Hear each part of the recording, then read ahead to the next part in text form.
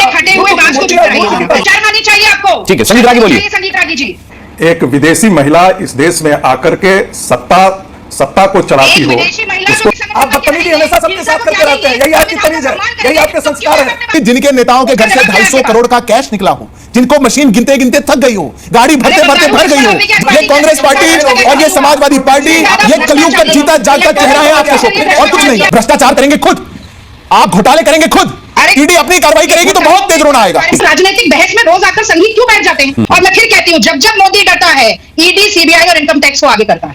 कुछ महिला को इस देश में बोलने का अधिकार है और इस देश के व्यक्ति को बोलने का अधिकार नहीं है।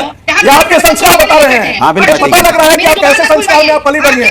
इनका प्रवचन सुनते रहिए, इनके प्रवचन सुनते रहिए। दोस्तों नमस्कार, स्वागत है आप सभी का। आप देख रहे हैं एसके डिबेट। राहुल गांधी ने आशंका जाहिर करते हुए कहा कि उनके ऊपर ईडी की रेड पड़ने वाली है, और इस बात की जानकारी ईडी में बैठे उनके भरोसेमंद सूत्र ने दी है। अब बड़ा सवाल यह है कि ईडी राहुल गांधी के ऊपर रेड क्यों करेगी। इसका जवाब भी उन्होंने अपने सोशल मीडिया अकाउंट के माध्यम से दे दिया है। उन्होंने बताया कि संसद में उन्होंने जो चक्रव्यूह वाला बयान दिया था, वो बयान 2 लोगों में से एक को पसंद नहीं आया, इसलिए उनके घर ईडी आएगी। राहुल गांधी के इस बयान पर राजनीति भी तेज हो गई है, जहां एक तरफ कांग्रेस पार्टी कह रही है राहुल गांधी न झुकने वाला है और ना ही डरने वाला है, वहीं दूसरी तरफ बीजेपी का कहना है कि ईडी तो चोर के ऊपर रेड करती है, भ्रष्टाचारी के ऊपर रेड करती है, और जब उन्होंने ऐसा कुछ किया ही नहीं तो उन्हें डर किस बात का है। आज की डिबेट इसी मुद्दे पर होने वाली है।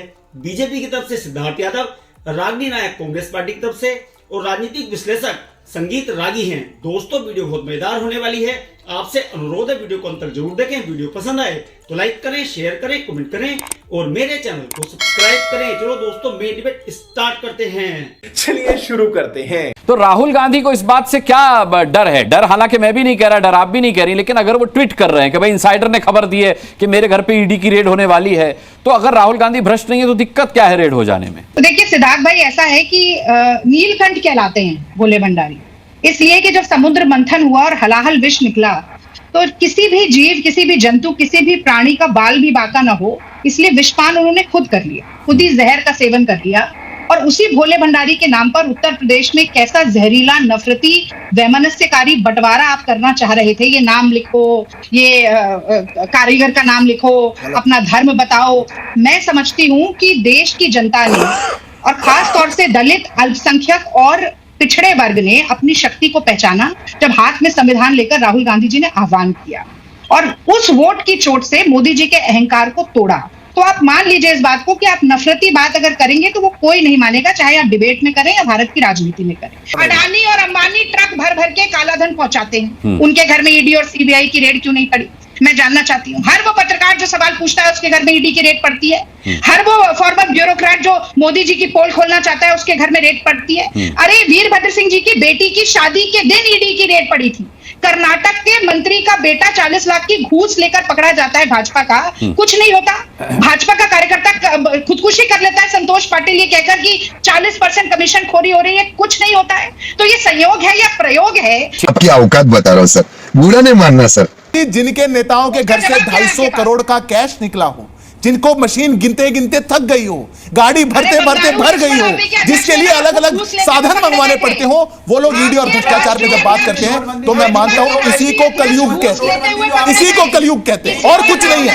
ये कांग्रेस पार्टी और ये समाजवादी पार्टी, ये कलयुग का जीता जागता चेहरा है आपके शो पे, और कुछ नहीं है। नहीं तो ये लोग हिपोक्रेसी की दुकान।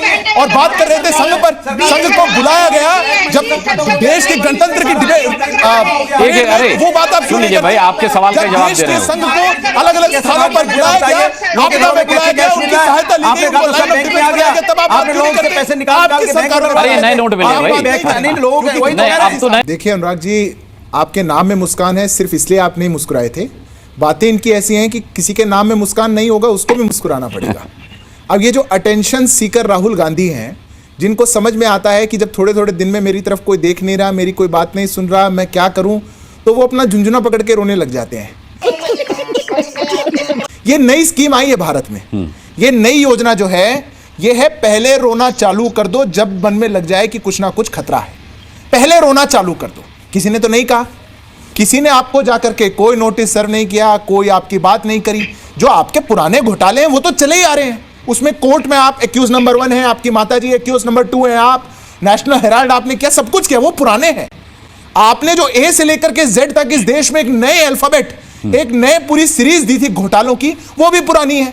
पर अचानक रात को 2:45 बजे राहुल बाबा को याद आया मैं क्या करूं देश में ऐसा, क्योंकि जहां मेरे क्षेत्र में जिनने मुझे चुन के भेजा उनके पास तो मैं 3 दिन तक नहीं पहुंच पाया, उनके लिए मैं एक बात नहीं कह पाया। वहां तो मैं बहाना बना रहा था, वहां तो मैंने कह दिया कि मेरा प्लेन लैंड नहीं होगा इसलिए मैं नहीं जा पा रहा। जब राहुल गांधी को लगने लगेगा कि मैं फंस गया, मैं नहीं बोल सकता, मैं नहीं जा सकता, वो इस प्रकार का रोना शुरू करते हैं। रागिनी जी ने बोला ईडी के बारे में बात कर रहे थे, प्रोसिक्यूशन के बारे में बात कर रहे थे। 95% का प्रोसिक्यूशन रेट है ईडी का, 95% का। मैं चैलेंज करता हूं आपको, जो केसेस ट्रायल में चल रहे हो उन ट्रायल को चलते हुए केसेस को ये बोलेंगे देखिए उसमें दोषी आरोपित नहीं हुआ, अभी उसमें किसी को सजा नहीं हुई। जो केसेस कंक्लूड हो गए उस 25 में से 24 केसेस में हमारे कार्यकाल में सजा हुई है, आरोपी पाए गए हैं। अगर आप सजा करेंगे, अगर आप गुनाह करेंगे तो आपको भी सजा मिलेगी। भ्रष्टाचार करेंगे खुद, आप घोटाले करेंगे खुद, ईडी अपनी कार्रवाई करेगी तो बहुत तेज रोना आएगा। इसलिए अनुराग जी मैं मानता हूं देश में सबसे बड़ी दीमक ये भ्रष्टाचार है। कांग्रेस पार्टी जैसे और राहुल गांधी जैसे नॉन सीरियस नेता जो अटेंशन सीख करने के लिए हमारी देश की एजेंसियों का मजाक बनाते हैं, हमारी देश की व्यवस्थाओं का मजाक बनाते हैं, उनको ये अधिकार नहीं मिलना चाहिए। ये कोशिश करेंगे उसका मजाक बनाने की। ये बताइए कि 11 जुलाई 1949 के दिन जब आप पर से बैन हटा तो 3 बड़ी शर्तें लगाई गई। पहली शर्त सरदार पटेल ने लगाई कि आप हिंसक और गोपनीयता से बाहर आएंगे, यानी कि वायलेंस और सीक्रेसी को त्यागेंगे। दूसरी शर्त लगाई कि आप तिरंगे और संविधान का सम्मान करेंगे, यानी कि आप नहीं करते थे।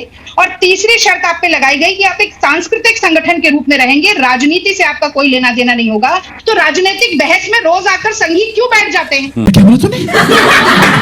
रात को 1:30-2 बजे वो ट्वीट करते हैं कि मेरे घर ईडी आ सकती है और मेरा भाषण अच्छा नहीं लगा 2 में से 1 को, तो फिर ये उसका नतीजा है। तो ये मुझे समझाइए थोड़ा सा इस चीज को। क्रिकेट और पॉलिटिक्स में टाइमिंग बहुत जरूरी है। और जिस तरह से अनुराग जी आपका चैनल पूरे दिन में बहुत सारी खबरें सूत्रों के हिसाब से चला रहा है, कुछ सूत्र तो हमारे पास भी हैं, ये आपको मानना पड़ेगा।